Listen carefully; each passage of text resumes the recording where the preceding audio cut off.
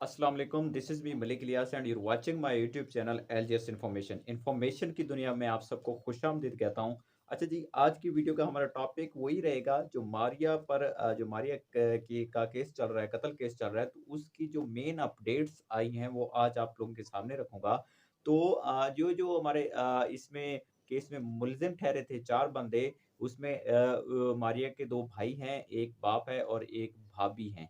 ठीक है? ये इन चारों को कस्टडी में रखा गया है, पुलिस कस्टडी में। अब इन चारों में से 2 बंदों को जो है पाकिस्तान सॉरी पंजाब पुलिस लाहौर लाहौर ने अपने साथ रखा है मेन इन्वेस्टिगेशन के लिए क्योंकि यहाँ का जो एसपी है या तफ्तीशी है, इनको भी चेंज किया गया है। अब किस सूरत में चेंज किया गया है, ये खुदा जाने लेकिन जो पहले तफ्तीश कर रहा था, अगर वो ठीक कर रहा तो भी चेंज किया गया है और अगर वो ठीक नहीं कर रहा था, तो फिर ठीक करने वाले नए एएसआई को लाया गया है, यहाँ पर तफ्तीशी को लाया गया है।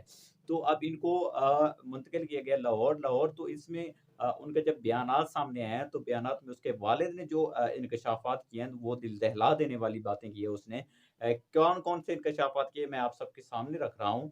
उसने कहा है कि भई हाँ, बिल्कुल हम मेरे 2 बेटे और इसमें मैं भी शामिल था। हम लोग वाक़ई जिनसे ज़्यादती किया करते थे, हम लोग दरिंदे सिफ़्त इंसान थे। बिल्कुल दरिंदगी करते रहते थे, वो हमारे साथ सामने गिड़गिड़ाती रहती थी, मगर हम लोग एक ना मानते थे। हम लोगों ने डे मुकर्रर किए हुए थे, इसमें हमारी जो मेरी जो बहू है, वो भी शामिल है। तो वो मान चुका है बिल्कुल, फिर उसके बेटे से भी बयानात लिए गए। उसने उसने उन्होंने भी कहा है कि बिल्कुल इस मेरा बाप सच कह रहा है, लेकिन हमें फँसाने के लिए हमारे बड़े मतलब कि उसने बाप ने कहा है कि मेरे बड़े बेटे ने ये सब प्लान किया है, उसने वीडियो बनाई है, हमें ये नहीं पता था कि हमारी वीडियो बन रही है। हम हमारी वीडियो बनाकर उसने फिर सोशल मीडिया पर डाल दी। अगर हमें इल्म होता तो हम ये कभी ना करते, मगर ये हमारा जो मास्टर प्लान है इस पूरे केस का वो है मेरा बेटा बड़ा शहबाज़ फैसल ने कहा कि मुझे भी यही तवक्को ना थी अपने भाई से। जैसा भी थे हम आपस में थे लेकिन उसने सोशल मीडिया पर यूँ ही वीडियो डाली उसके बाद हमारा केस जो है पूरी दुनिया में चला गया है जिसकी वज़ह से हम बदनाम हो गए थे।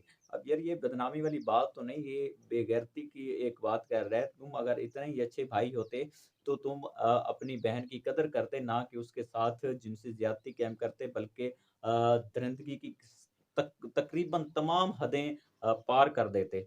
ये अगर आप एक भाई अच्छे होते तो इस तरह के ये बेगैरत और घिनौने काम ना करते। अच्छा जी, दूसरा पॉइंट ये है कि ये टोटल का टोटल जो शहबाज़ है उसने टोटल का टोटल जो इल्ज़ाम है वो सारा फैसल पर दे दिया है और उसके बाप पर मतलब अपने बाप पर और फैसल पर दे दिया है कि इन लोगों ने किया है, मैंने कुछ नहीं किया। मैं मतलब कि बरी हूँ इस काम में। मकसद ये है कि ये भी एक झूठ है क्योंकि अब जैसे ही फैसल पुलिस की कस्टडी में गया है वो अब बकना शुरू कर दिया है। उसने जब थप्पड़ खाए हैं 5-7 तो उसने बकना शुरू कर दिया कि बिल्कुल प्लान मैं ही कर रहा था। प्लान में मेरे साथ मेरा बाप और भाई भी शरीक थे, लेकिन ये फँसाने का प्लान मेरे अकेले का था और मेरी बीवी सुमेरा का था। तो मकसद ये है अब कहने का कि अब उसकी बीवी भी मान चुकी है कि वाक़ई ये लड़की जो है हमारे साथ रहती थी और इतनी तकलीफ़ात में थी कि आप लोग सोच भी नहीं सकते थे कि मैं इस लड़की के साथ कैसे गुज़र-बसर कर रही थी। वो लड़की मिन्नतें समाजतें करती रहती थी कि मुझे इस तकलीफ़ से निजात दिलाओ, मुझे इस तकलीफ़ से निजात दिलाओ। ये लोग मारते थे, उसको पीटते थे, उसको मतलब कि किस-किस अज़ियत से नहीं गुज़ारा इस इन लोगों ने, लेकिन वो चुप रही। इसकी और जो बातें हैं वो मैं आपको बताऊँगा, लेकिन आज की टॉपिक जो हमारा है कि इसका बाप क्या बयान कर रहा है, उसने ये कहा कि जब हमें पता चला कि अब ये लड़की प्रेग्नेंट हो गई है, तो हमने कोशिश की कि इसके बच्चे को गिराया जाए।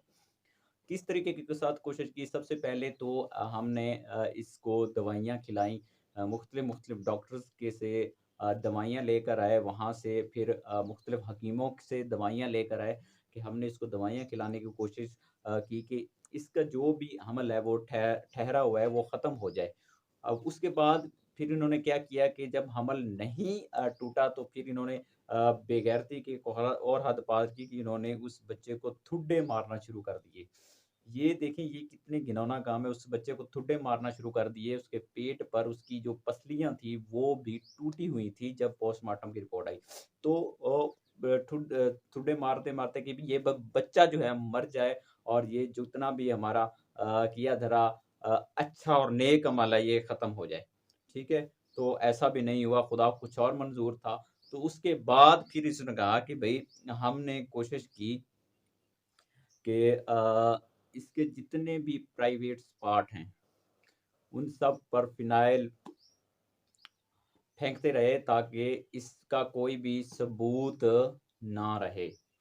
मकसद देखें कि कोई भी इसका सबूत ना रहे कि हमने इसके साथ क्या-क्या ज़्यादती की और अगर कल को हमें पता था कि ये अगर कोई डीएनए टेस्ट वग़ैरह हो तो हम इसमें बरी पाएँ, हमारे पास इन सब के लिए कोई भी सबूत ना हो। तो हम इसके प्राइवेट पार्ट पर फ़िनाइल फेंकते रहे ताकि कोई सबूत बाकी ना रहे।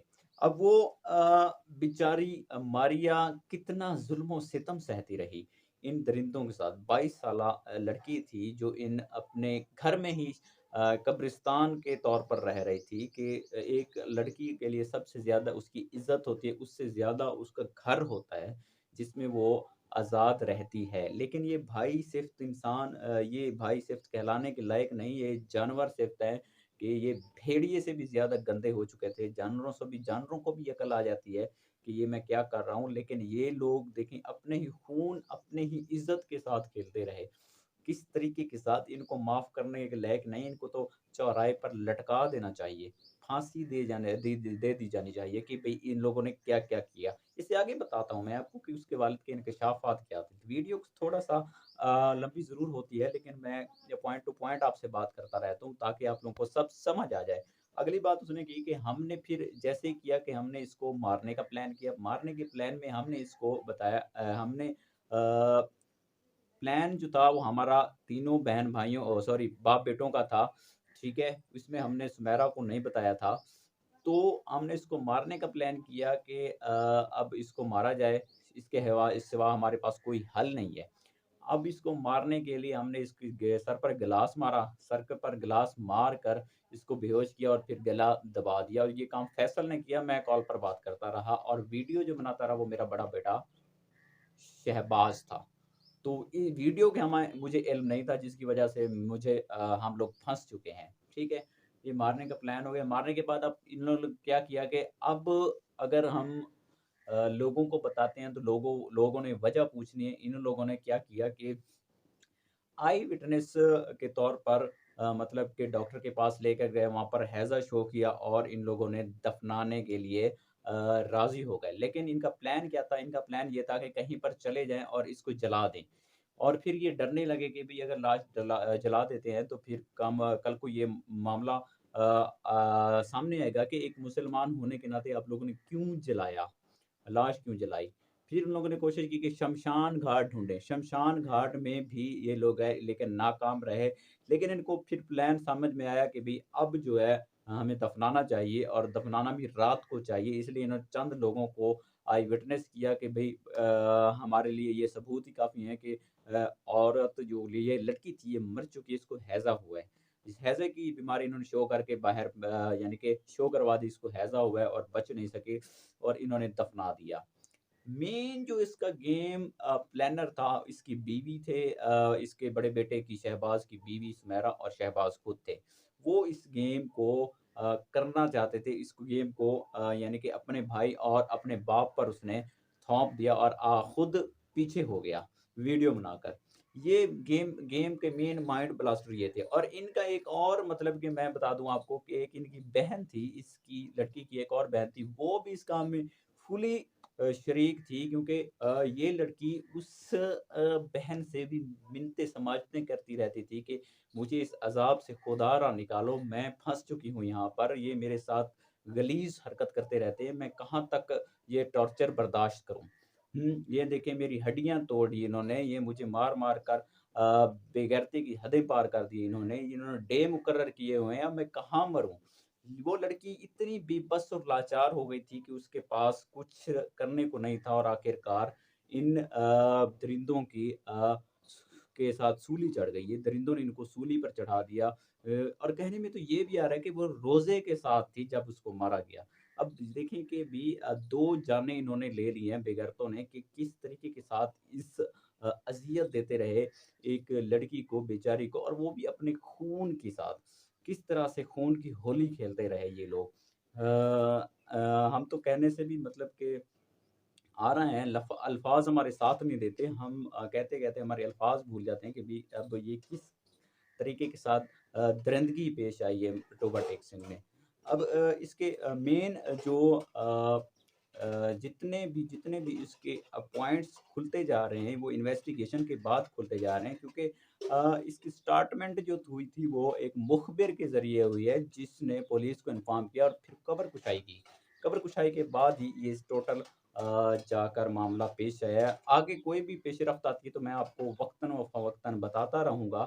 लेकिन आप लोग खुदारा माशरे में इस प्लेटफ़ॉर्म के ज़रिए अपने मुख्तलिफ़ प्लेटफ़ॉर्म के ज़रिए यूट्यूब, सोशल मीडिया के ज़रिए प्लेटफ़ॉर्म्स के ज़रिए इस तरह के दरिंदों का बायकॉट करें और अपने माशरे में खुदारा मोहतात रहें। और हम सैल्यूट करते हैं पंजाब पुलिस को और स्पेशली इस प्लेटफ़ॉर्म यूट्यूब को कि हम इनकी पॉलिसीज़ के अंदर रहकर वर्क कर रहे हैं। और दूसरा स्पेशली मैं रिक्वेस्ट करता हूँ वज़ीर आला पंजाब मरियम नवाज़ साहिबा से कि इन आप खुद खातून हैं और खातून का दर्द समझती हैं, तो इन जितने भी ये दरिंदे हैं इनको कैफ़रे किरदार तक पहुँचाया जाए। तब तक के लिए अल्लाह हाफ़िज़।